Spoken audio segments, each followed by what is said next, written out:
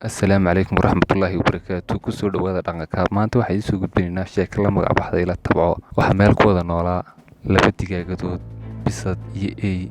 Labada digaagood mid ka mid ah waxay haysatay dhalaal yaryar oo ay subax kasta u doonto cuntadooda, halka digaagada kale eeyga iyo bisadu ay ahaayeen qaar waqtigooda ugu badan ku qaata hurdo.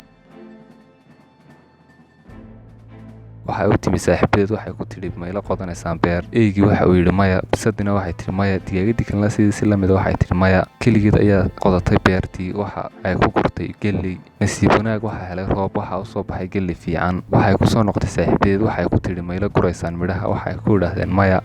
Keligeed ayaa gurtay midhihii.